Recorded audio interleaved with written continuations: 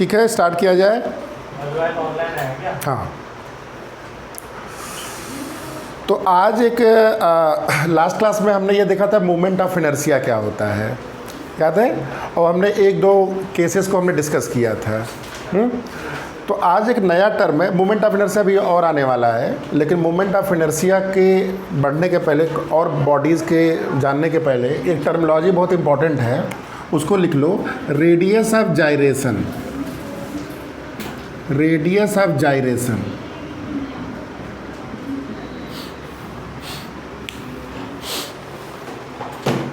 दूसरे कलर का नहीं है पेन, नहीं दिख रहा है, कहीं रखा है। हाँ, तो जैसे इसी में बना। Radius of जाइरेशन।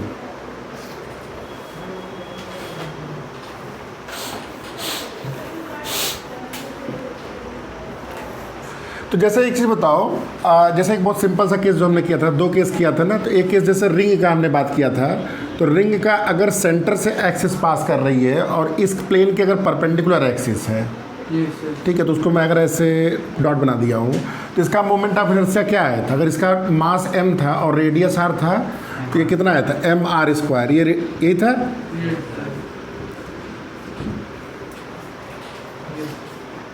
और एक केस और बताओ, दूसरा केस, एक रॉड था, रॉड का हमारा अगर सेंटर ऑफ इससे आया था, ml²। तो इस केस में हमारा आया था ml²/4।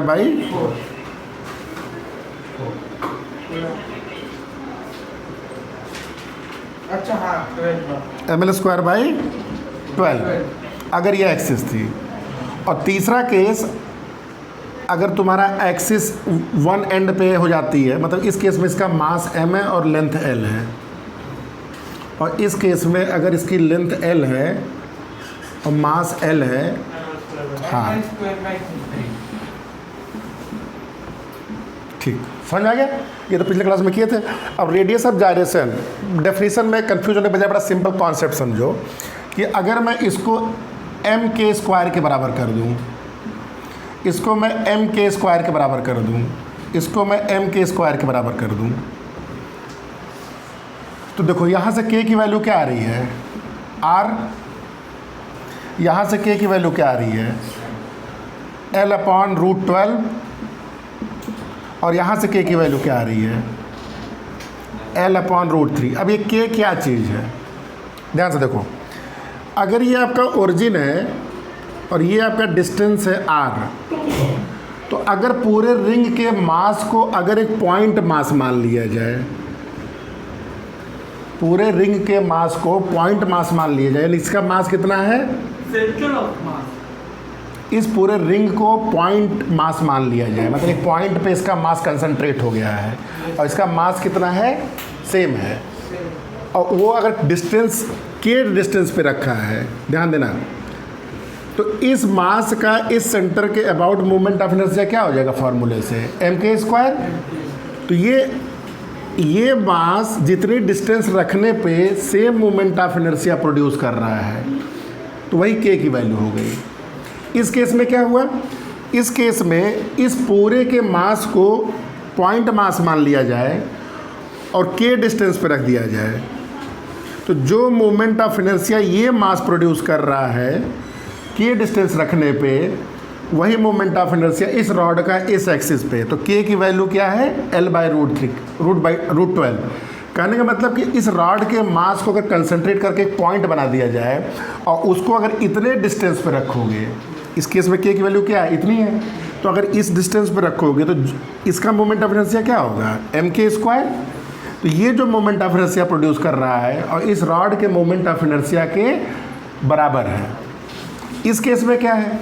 सेम, उस रॉड के मास को तुम कंसंट्रेट कर दो और ओरिजिन से ऐसी डिस्टेंस पे ले जाओ कि जो मोमेंट ऑफ इनर्शिया ये प्रोड्यूस हो रहा है, वो मोमेंट ऑफ इनर्शिया प्रोड्यूस यहाँ पे हो, तो वही जो k कहलाता है ना, इसको रेडियस ऑफ जाइरेशन बोलते हैं।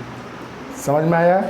तो किसी भी बॉडी का जो मोमेंट ऑफ इनर्शिया है, अगर पूछा गया what is the radius of gyration, मतलब उस बॉडी के मोमेंट ऑफ इनर्शिया का रेडियस ऑफ जाइरेशन निकालने के लिए कॉन्सेप्ट क्या है? उस बॉडी के मास m को कंसंट्रेट करके एक पॉइंट बना दो। या फिर मोमेंट ऑफ इनर्शिया का हाँ मतलब करना वही चाह रहा है, मोमेंट ऑफ इनर्शिया कहा वही जाता है, मतलब इक्वेट किया जाता है। ये तो तरीका हो गया, मैथमेटिकल तरीका। लेकिन कहने का मतलब क्या है कि same moment of inertia is produced by a point mass of the same mass which is put at a distance K from the origin is called radius of gyration. समझ में आया चीज़? सबको आ गया? डेफिनेशन में लिख दे रहा हूँ, ये एक बार ठीक है, तो डेफिनेशन लिख लो इसको। हाँ, definition, the radius of gyration of a body about an axis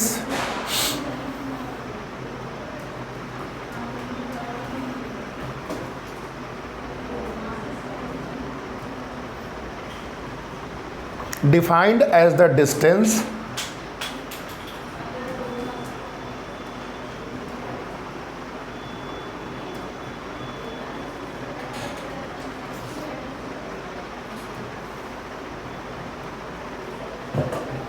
defined as the distance from the axis of a mass point, defined as a distance from the axis of a mass point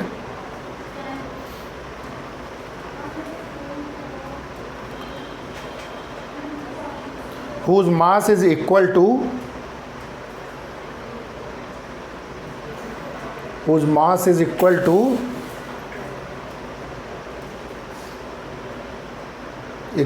the mass of whole body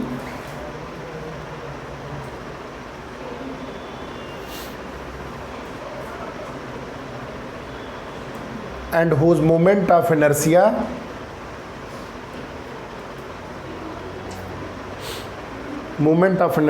is equal to the moment of inertia, दो बार moment of inertia है, whose moment of inertia is equal to the moment of inertia of the body about the axis Moment of inertia is equal to moment of inertia of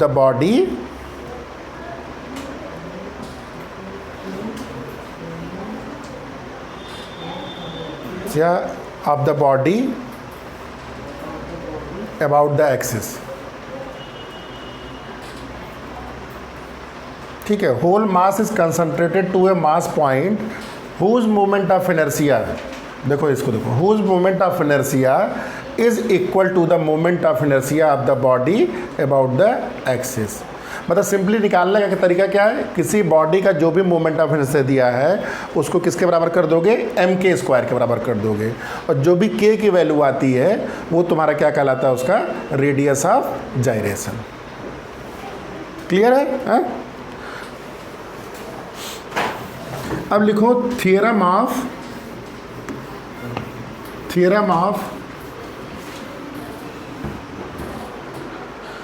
perpendicular axis.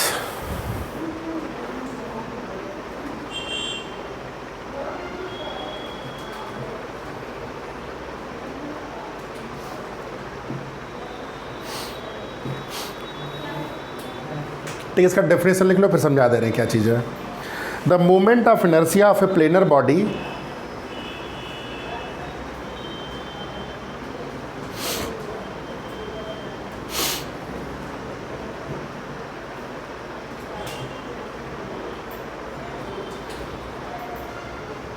Bracket में lamina,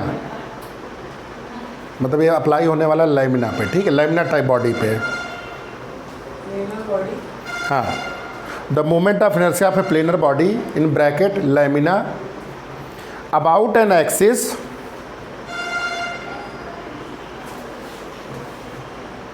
perpendicular to its plane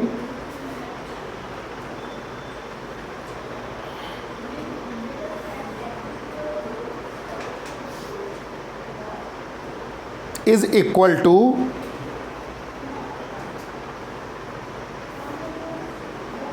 equal to the sum of its moment of inertia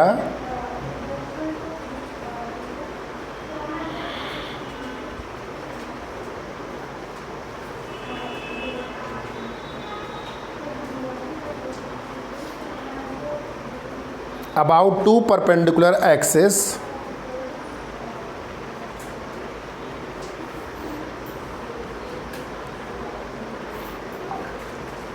concurrent with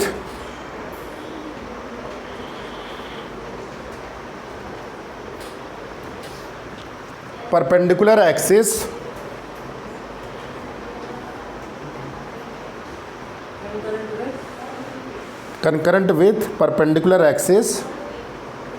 and lying in the plane of the body.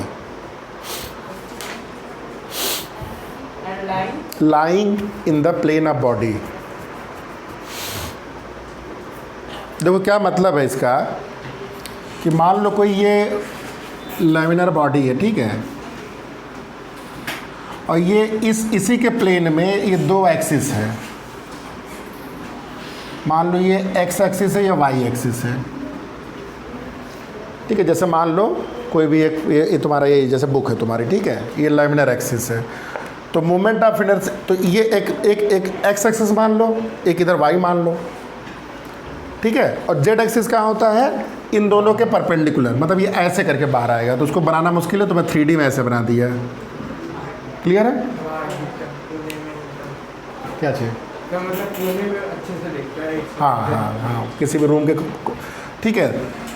तो ये theorem क्या बोल रहा है कि अगर x में तुम्हें पता है moment of inertia I x है, अगर आपको ये पता है y डायरेक्शन में moment of inertia I y है, तो अगर z एक्सिस जो कि इन दोनों से परपेंडिकुलर है और कनकरेंट का मतलब सेम पॉइंट से पास कर रही है, तो वहाँ जो मोमेंट ऑफ इनर्शिया होता है इन दोनों के सम के बराबर होता है।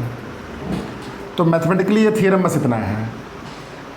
क्या बोल रहा है ये कि जो टू परपेंडिकुलर एक्सिस के about if you know the moment of inertia, तो जो थर्ड एक्सिस है which is perpendicular to these two axis and concurrent with this axis, उसका जो मोमेंट ऑफ इनर्शिया होगा इन दोनों के मोमेंट ऑफ इनर्शिया के सम के बराबर होगा। कनकरेंट मतलब कि जहाँ पे थ्री या more than 3 line meeting at A point, तो ये पॉइंट आपका क्या कहलाएगा? ये कनकरेंट बोला, ओरिजिन है लेकिन बेसिकली तो कनकरेंट बोला गया है। तो आपके इस डेफिनेशन में कनकरेंट यूज किया गया है, क्योंकि ये ओरिजिन तो आपकी मर्जी है, कहीं भी बना सकते हो। तो ये फिगर बना के लिख लो, I Z is equal to I, बहुत ही इंपॉर्टेंट थियरम, ठीक है।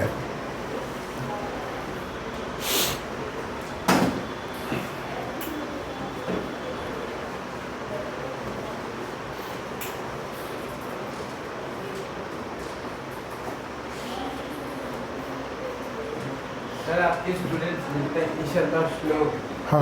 मांगते रहते हैं कैसे मार्क्स आए, तो सर मैं बोलता हूँ मेरे तो इतना ज़्यादा नहीं है, मैं रेहान का नंबर देता हूँ। नहीं तो किसी दिन तुम लोग की वो करा देंगे, हम काउंसलिंग करा देंगे तुम लोग से।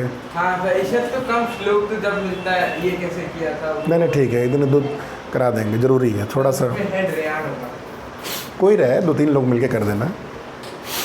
अब आज ही देखो एक न्यूज़ आई है बहुत अच्छी, मेरा 3rd ईयर में उस दिन 2 बच्चे, पता नहीं तुम लोग मिले थे नहीं मिले थे, जिनकी जॉब लगी थी, आए थे। अच्छा तुम लोग नहीं थे उस दिन, मैं फ़ोटो डाल दूंगा। आज एक और बच्चे का फ़ोन आया है, वो NIT पटना से, सुबेक सॉफ्टवेयर में लगा है उसका। तो अब इन लोग से तुम्हारी काउंसलिंग होनी चाहिए। तो ये NIT पटना में तो आपने काउंसलिंग कराई थी, तो एक हाँ तो उसी की जॉब लगी है, आरिफ है उसी जॉब। और यहाँ 2 बच्चे आए हैं, यहाँ से आए थे, ABS से आए हैं, तो उनकी भी अच्छी जॉब लगी है काफ़ी। तो मैं फ़ोटो लिया हूँ, भी डालूंगा, आज ही डाल दूंगा, याद नहीं था। ये समझ में आ गया? हाँ। अच्छा दूसरा थ्योरम लिख लो, theorem of parallel axis, theorem of parallel axis. लिख लो डेफिनेशन पहले। हाँ, the movement of inertia of a body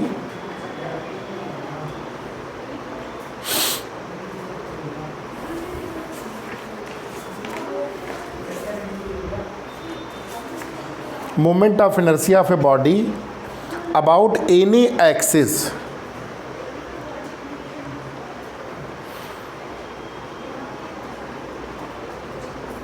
is equal to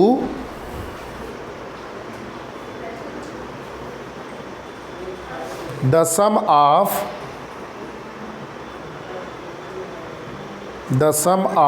the moment of inertia of a body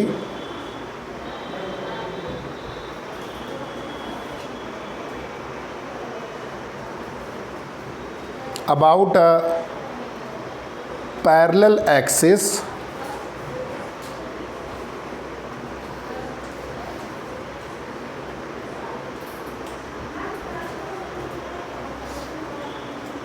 passing through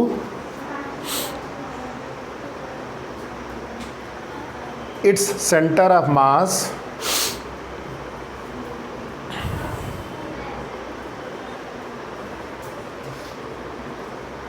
and the product of its mass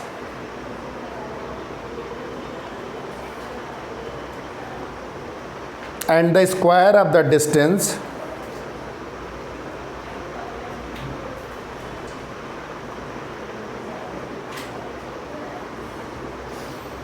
between the two parallel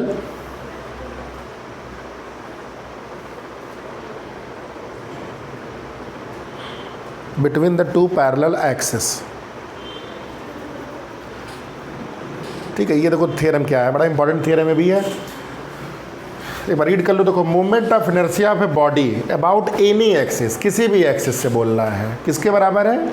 some of moment of inertia of the body about the parallel axis passing through its centre of mass. देखो, जैसे मान लो तुम्हारा कोई भी एक body है, इसका centre of, इसमें सबसे जो इंपॉर्टेंट पॉइंट है सेंटर ऑफ मास को अंडरलाइन करो, सेंटर ऑफ मास वाले पॉइंट को अंडरलाइन करो। मतलब इस थ्योरम को अप्लाई करने के पहले आपको ये जरूर कंफर्म होना चाहिए कि आपको मूवमेंट ऑफ इनर्शिया, जैसे ये पॉइंट आपका सेंटर ऑफ मास है, मान लो इस पॉइंट से जो एक्सिस पास हो रही है उस एक्सिस के अलॉन्ग में आपको मूवमेंट ऑफ इनर्शिया आई पता है। मान लो मैं इसको आई जेड बोलता हूँ, ठीक है। आई जेड क्या है? Movement of inertia about the axis which is passing through centre of मास। अब तुम्हें किसी भी एक्सिस से निकालना है, लेकिन वो एक्सिस की कंडीशन क्या है? वो इस एक्सिस के पैरेलल होना चाहिए। जो एक्सिस है वो जो सेंटर ऑफ मास के एक्सिस है उससे पैरेलल होना चाहिए। मतलब ये क्या हो रहा है? सिंपली ये शिफ्ट हो रहा है, ठीक है। तो अगर इसको शिफ्ट करोगे, पूछेगा यहाँ से मोमेंट ऑफ इनर्शिया क्या हुआ है, इस नए एक्सिस से, इस नए एक्सिस से मोमेंट ऑफ इनर्शिया क्या हुआ। तो मान लेते हैं इसको मैं आई जेड डैश बोलता हूँ, या ये आई जेड डैश बोलता हूँ, और ये मान लो शिफ्ट कितना किया, मान लो ए डिस्टेंस शिफ्ट किया है, तो ये जो मोमेंट ऑफ इनर्शिया होता है आई जेड डैश जो होता है, ये I z plus m a square, जहाँ ए क्या है? शिफ्टिंग ऑफ एक्सिस है, और मास क्या है? जो इस बॉडी का टोटल मास है, ठीक है। तो इसका मतलब क्या हुआ? ये आई जेड क्या है? Moment of inertia about centre of mass. Moment of I z आपका क्या है? Moment of inertia about centre of mass, और ए क्या है? Shifting of axis parallel to कितना है? Parallel to centre of mass axis, parallel to the axis passing through centre of मास।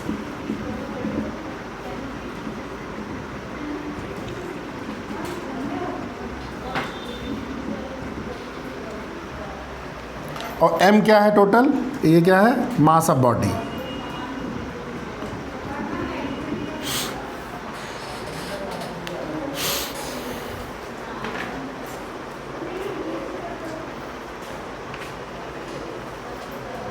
ठीक है। सर इसमें हो क्या है? मतलब सर एक जो लाइन सेंटर ऑफ मास अगर मोमेंट ऑफ इनर्शिया आपको दिया गया है, यस सर, अब बोल रहा है कि इसको अब मोमेंट ऑफ इनर्शिया, अब इस एक्सिस को शिफ्ट करके बोल रहा है इसके अबाउट मोमेंट ऑफ इनर्शिया निकालिए। यस सर, तो कैसे? अभी निकाल, अभी क्वेश्चन करा रहे हैं लोगों। तो ये हाँ लिख लो मैं बता रहे हैं, अभी समझ में आ जाएगा।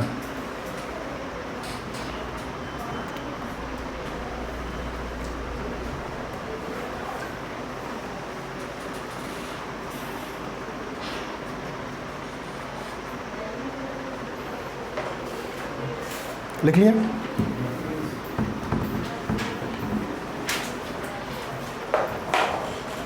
अब जैसे देखो, मोमेंट ऑफ इनर्शिया आपको रिंग का मोमेंट ऑफ इनर्शिया आपको इस सेंटर से जो एक्सिस पास हो रही है, मतलब ये जो एक्सिस पास हो रही है, ये मोमेंट ऑफ इनर्शिया आपको पता है। Yes sir. अब मैं पूछ रहा हूँ कि अगर इस एक्सिस को शिफ्ट करके, ध्यान से देखो, अगर ये सर्कल के एंड से पास होने लगे तो मोमेंट ऑफ इनर्शिया कितना होगा?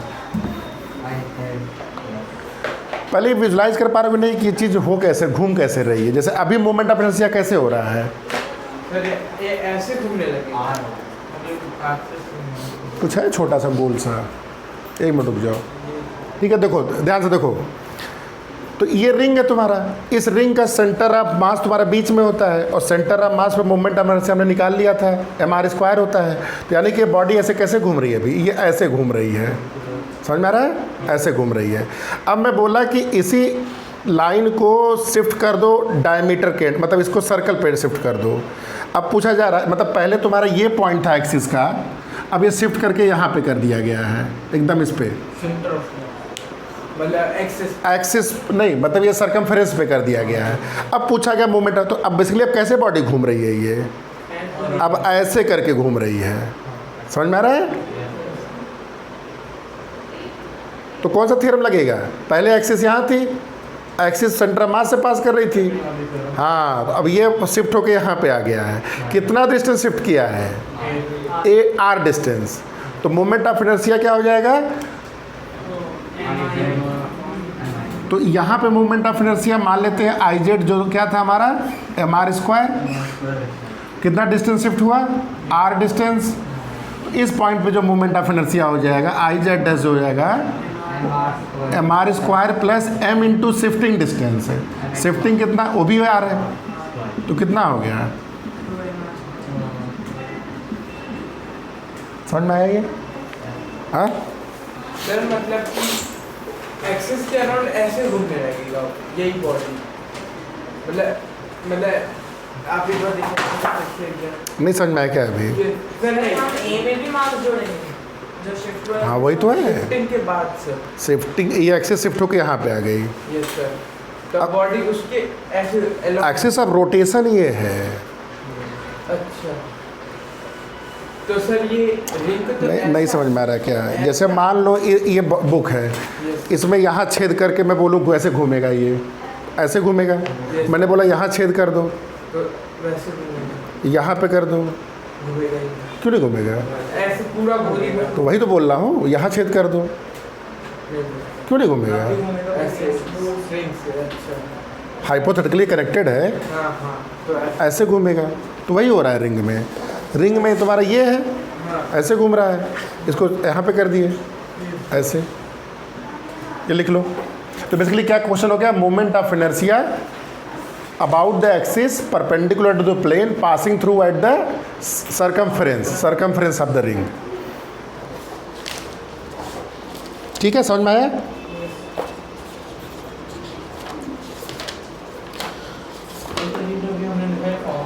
ये फार्मूला बन गया एक तरह से, मतलब क्वेश्चन टाइप फार्मूला बन गया एक तरह से। अच्छा, एक और देखो,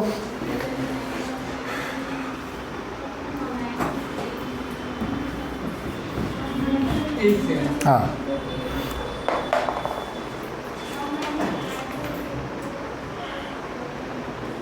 एक और हेडिंग डाल लो, moment of inertia of ring, moment of inertia of ring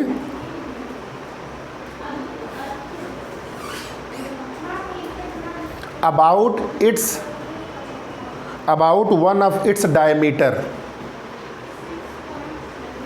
moment of inertia of a ring about one of its diameter। मतलब क्या हुआ? देखो ये रिंग है, about its diameter क्या मतलब है?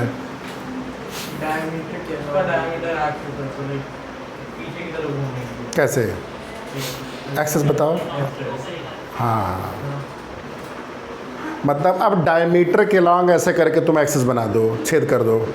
अब कैसे घूमेगी ये? एक्सेस को मत कभी टच करना, एक्सेस नहीं घुमाना, अब ये ऐसे घूमेगी। समझ में आ रहा है? हाँ या ना? तो बेसिकली इस एक्सिस पे आपको निकालना है ऐसे करके।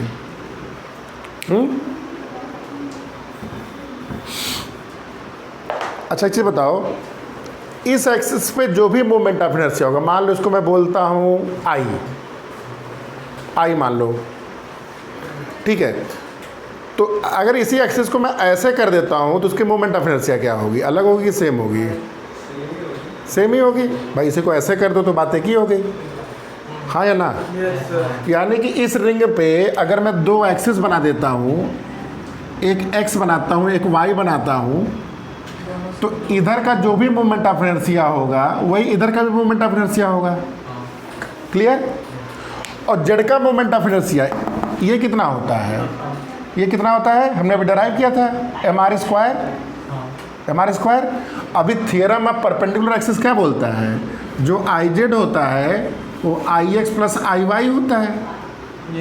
और आई जेड हम जानते हैं निकालना इस एक्सिस पे, इस एक्सिस पे हम जानते हैं निकालना कितना होता है ये mr स्क्वायर, ये आई हो गया, ये आई हो गया, तो आई की वैल्यू कितनी हो गई?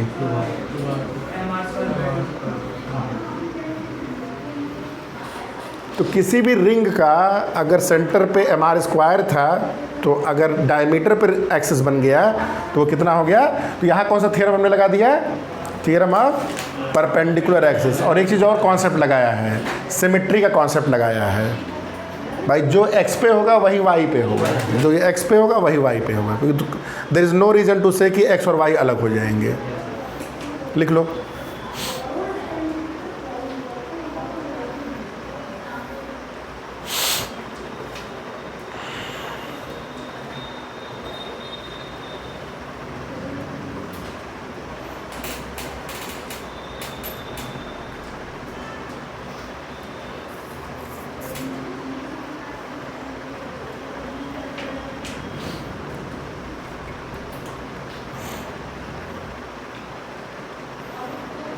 ठीक है, डन यहाँ तक?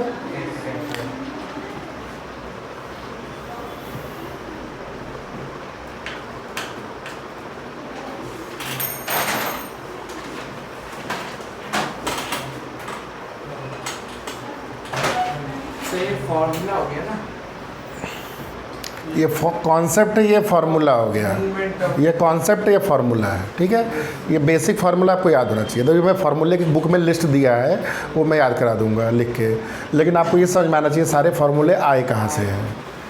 ठीक है, तो जितना डेरिवेशन हो सकता है मैं करा दे रहा हूँ जल्दी जल्दी। अब लिख लो moment of inertia of a disc, moment of inertia of a disc. तो डिस्क और रिंग में क्या फ़र्क होता है? हाँ हाँ, रिंग मतलब क्या होता है? हॉलो होता है। ठीक है, केवल सरकमफ्रेंस पे जो भी चीज़ होती है। डिस्क मतलब क्या हुआ? जैसे प्लेट होती है तुम्हारी, वो तुम्हारा जैसे डिस्क होती है नॉर्मली हम लोग सीडी जिसको बोलते हैं, कॉम्पैक्ट डिस्क, पूरा तुम्हारा वो अंदर से लेके बाहर पूरा फिल होता है। ये डिस्क वर्ड समझो, डिस्क है वो रिंग है। ठीक है, ये रिंग है, ये बेसिकली रिंग भी नहीं है, ये भी डिस्क ही है जिसका एक इनर रेट अभी इसका भी कराएंगे। तो रिंग मतलब क्या है? रिंग मतलब बस एकदम बाउंड्री। ठीक है, डिस्क का मतलब क्या है? ये पूरा फिल है। क्लियर है? तो अभी हम रिंग का निकालना जानते हैं, डिस्क का नहीं जानते हैं। तो मान लो इसका मास m है, let mass of this disc is m and radius is r। इसका रेडियस मान लेते हैं कैपिटल R है।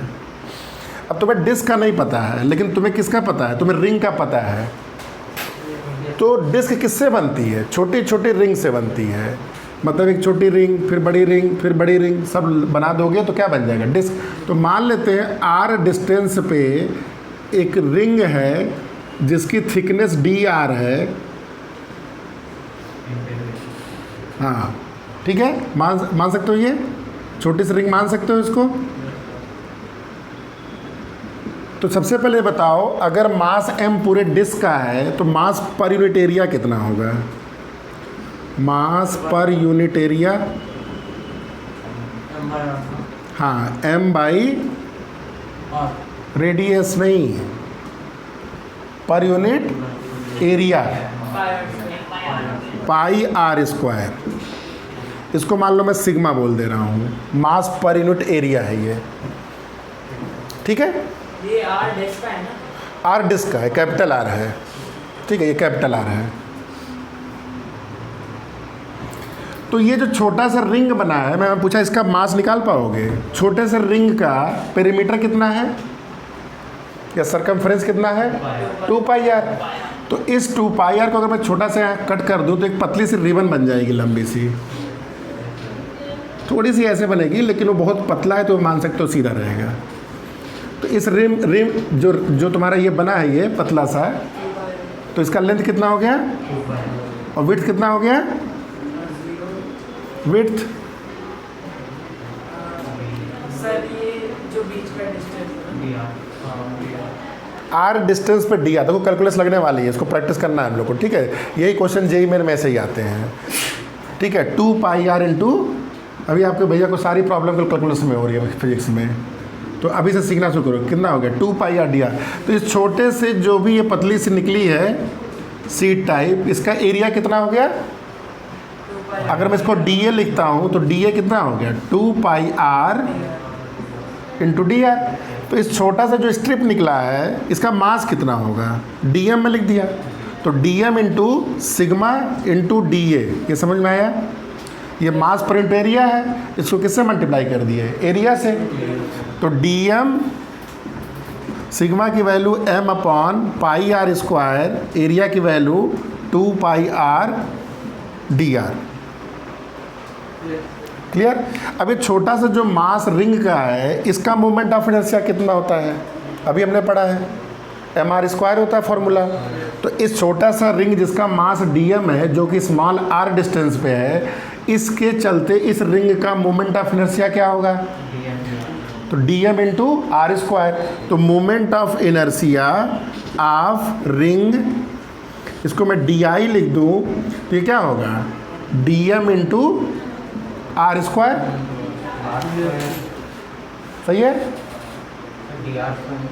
डी आर स्क्वायर नहीं, ये रिंग जो था, इस रिंग का मोमेंट ऑफ इनर्शिया कितना था? इस रिंग का जो मास होता है इंटू सेंटर से इसकी डिस्टेंस ही तो होती है। अच्छा, रिंग का रिंग से नहीं समझ में आया? ये जो पतली सी रिंग है, रिंग का मोमेंट ऑफ इनर्शिया क्या होता है? अगर रिंग का मास एम है और रेडियस आर है तो एम आर स्क्वायर होता है। तो यहाँ रिंग का रेडियस कितना है? स्मॉल आर है, और मास कितना है? डी एम है। तो डी एम इंटू कितना हो जाएगा? ये डी एम इंटू, नहीं समझना है? बोलो, है ना? अब पीछे भूलते चलोगे, आगे करते चलोगे, नहीं याद आएगा।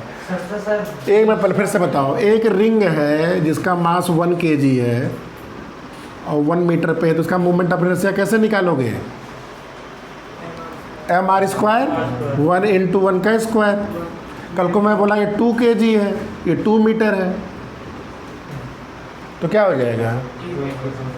हाँ, और ये तुम्हारा स्मॉल आर है और इसका मास डी एम है।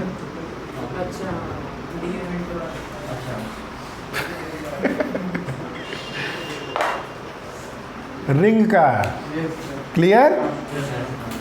अभी मैंने किसका निकाला? डी आई किसका मोमेंट ऑफ इनर्शिया है? रिंग का निकला है। क्लियर है? चलो, डिस्क का नहीं निकाला, अभी मैंने रिंग का निकाला है। डिस्क रिंग नहीं जाते, रिंग से डिस्क पे जाएंगे, क्योंकि हमको रिंग का पता है। तो हमने डिस्क से बनती है, छोटी छोटी रिंग अगर मिला दोगे तुम्हारा क्या बनेगा? ये डिस्क बन जाएगी। तो ये तुम्हारा उस रिंग का है जो आर, लेकिन यहाँ पे ये आर क्या है? ये वेरिएबल है, तो इसको हम लोग इसको और वैल्यू लिख लो, क्या होगा? डी आई क्या हो जाएगा? डी एम की वैल्यू क्या है? ये लिख दो, एम अपॉन, ये कुछ कट रहा है ना, पाई से पाई कट गया, तो m इंटू 2 नीचे r square into r d are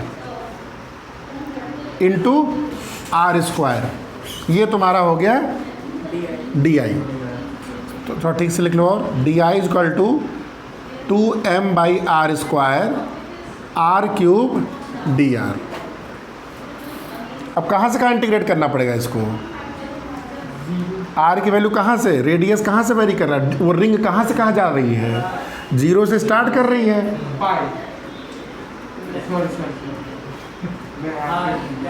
capital R तक जा रही है। वो रिंग कहाँ तक जा रही है, कैपिटल आर तक। तो ये आई हो गया 2m/r², ये हो गया r⁴/4, 0 से r, तो आई कितना हो गया 2m/r², r⁴/4 माइनस 0, तो i = mr²/। सबसे फॉर्मूला याद रखना है ना, डेरिवेशन। डेरिवेशन भैया जेई मेरे में नहीं कर पाओगे ये भी क्वेश्चन, वही तो बोल रहा हूँ।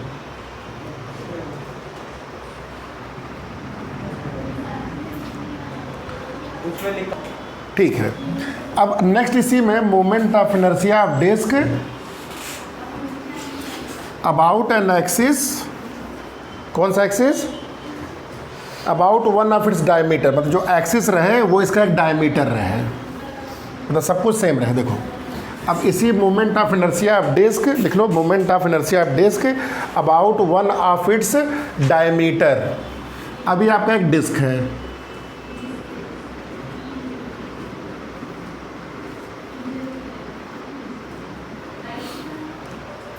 आप इस पॉइंट पे जानते हो निकालना। अब बोला गया कि इसको शिफ्ट करके आप यहाँ पे कर दो, one of its diameter, one of it's, अच्छा डायमीटर, कितने डायमीटर निकाल लो पहले, diameter about it's one of its diameter, मतलब तुम्हें अब डायमीटर के निकालना है। तो क्या करोगे, सेम उसी तरह दो एक्सिस ले लो, एक एक्स ले लो, एक वाई ले लो, इसके अराउंड मोमेंट ऑफ इनर्शिया आई हो गया, सेम इधर भी रहेगा, आई रहेगा, और इसका आई जेड पता है, यानी कि आई जेड की वैल्यू क्या है, आई एक्स प्लस आई वाई। तो आई जेड आपको पता है, अभी निकाले हो आप, mr²/2 आई एक्स कितना होगा, जो आई होगा इधर आई होगा, तो यहाँ से 2i की वैल्यू क्या हो गई, mr²/2, तो i की वैल्यू क्या हो गई भाई,